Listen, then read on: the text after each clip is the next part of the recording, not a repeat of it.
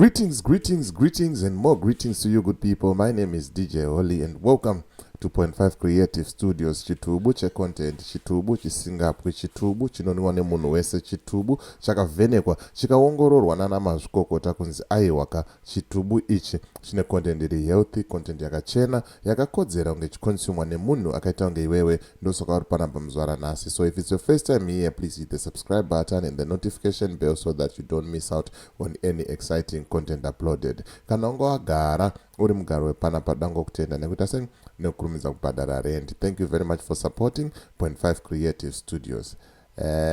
Ndombogara ndichizvitaura mawani ndotaura kuti don't lie on public platform.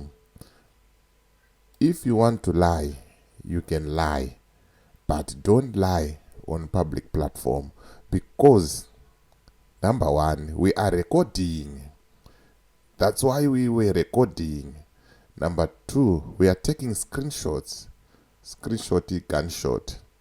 Yango kaso delete ako post, yango kaita say tinenge tane umbo tinenge nao. And then number three, azvizodeo munhu mukuru kuti unyebe zvakadaro. Number 5, azvizodeo munhu anotrustwa ane position hombe yakadaro muhurumende. Inomakisa baba, inomakisa. Last number zvisinei nyaya ndokufamba nayo inyaya yaNick Mangwana. Asi asasikwa aundurwa aiswa pachena panonzi pamhene. Vakomana vanonzi advocate Fadzai Mahere vasibo vasibo zvekutodaro baba pakashata. Saka ndonyaya ndokufamba nayo zvamanje ndauti ndikuerengerai ma-screenshots, ndakuerengerai ma-comments ataurwawo nevamwe, mafungiro avo pakanyanya.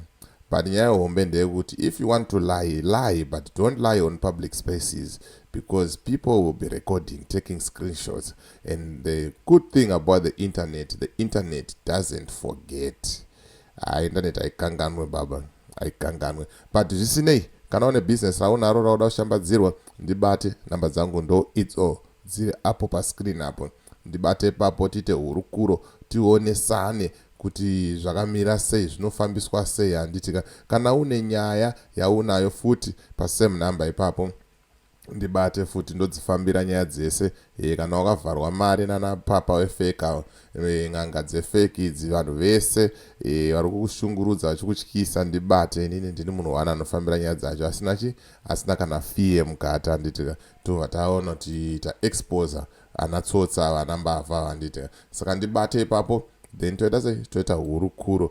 Then tikutaura izvo kuti register company. Usangoshanda usina mapepa. Handitika usangoshanda usina mapepa. Bata Owen womuti hanzi naDJ Holly, iwewe ndiwe munhu wacho. Urikuita sei? Urikuita zvino. Anokurejistera company zvisina chitsotsi, zvokuti unenge wane mapepa akakwana. Kana kuoperata unenge wakuoperata zviripo. Handitika and then umba kuvhurira a bank account, FNB bank account. Aiwa, zvinhu zvako zvakuendeka. Mari dzaunenge washanda dzoiswa mubank. Handitika unenge uri munhu pavanhu.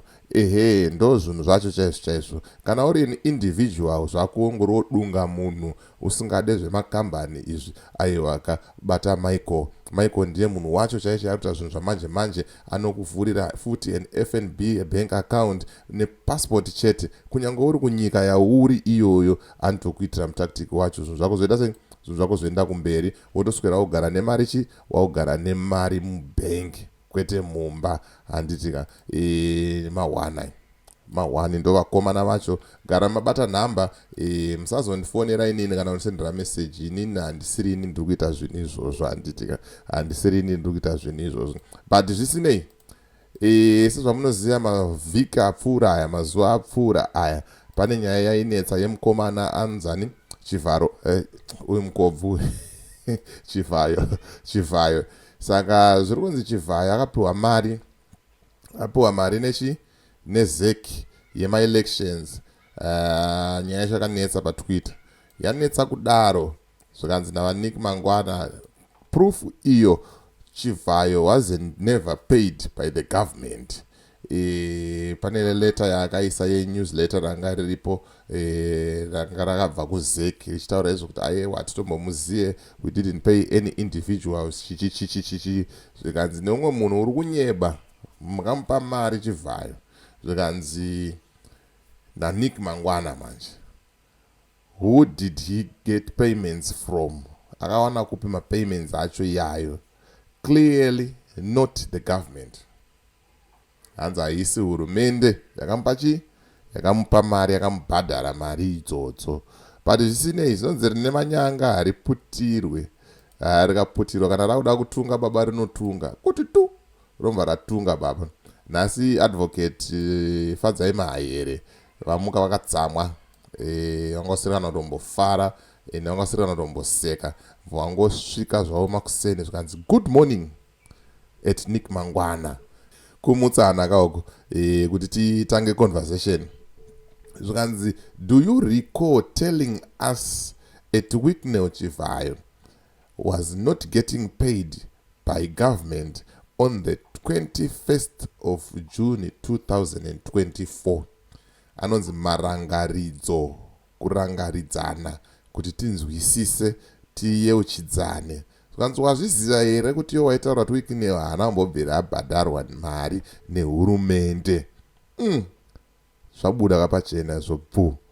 Are you aware, number 2, are you aware of reports that G. Guamatanga was forced to pay at Wicknell Chivhayo $7 million United States dollars, even though states coffers are now running dry?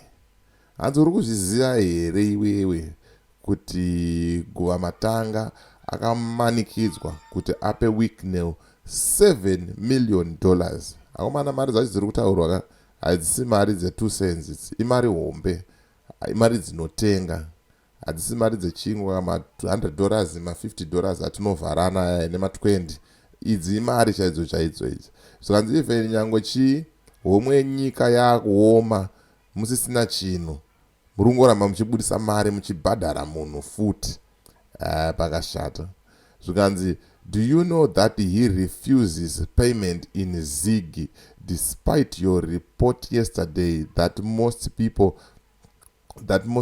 now accept the local currency? Avakomana vanenge vasingazvizivi here izvi kana vanenge vachitozviziva? Vanenge vachizviziva zvavo, but vanenge vachiacta kunge vakapusa kunge vari dhomu. But mukupusa kwavo nemuchitsaga chavo ichocho vanenge vachitoluta manje, vachitoba, vachita kunge vakadhakwa zvavo. But iyo irangaridzo futi iri kuuya iri kutaura kuti uri kuzviziva here kuti mukomana yakatoramba mazigi. Apo iwo nezuro waitodedzera kuti zvinhu zvanaka, vanhu vakuda zigi zvekutodaro. Pakashata baba, pakashata. Zvikanzi number 4, have you like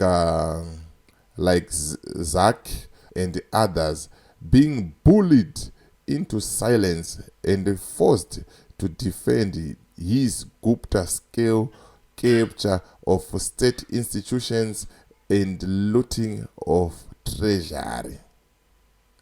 Hanzi Zimbabwe Anti-Corruption Commission nemamwe mapato vari kumbunyikidzwa vari kubulwa, they are being bullied. Kunzi vanyarare kuti idzi nyaya idzi dzikaedza dzisina zera nemi dzisiyanai nadzo. Batai vanovadika nachimomba mumbo ayaita semufananidzo. Kanzi muri kuzviziva here zvinhu zvakadaro izvi? Ndo nyaya iri kunetsa zvamanje iri kutenderera, yakonzereswa naNick Mangwana achinyeba kuti hanzi Wicknell was never paid by government. But umbowo huripo, umbowo vanhu vari kuuziva, umbowo vanhu vari kuuona. Saka hameno kuti tinenge tichienda kupi senyika kana tichidaiso tichinyepa on public platform. Vakashata baba. Vakaipa varobvisa. Ma1 chaiyo. Saka ndonyanga ndinayo zvamai manje. Sakanganwa na 4 o'clock mwana wese ngatisangane panapa.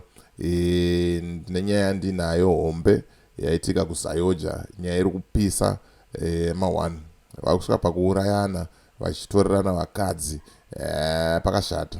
Saka na 4 o'clock ngatisanganei mwana wese panapa, garawo nedata, toita sei tofambira nyaya yekusayoja. As for me DJ Holly and the rest of the crew behind the scenes, tokuti it's bye for now. Ngatisangane muvidhio rinotera.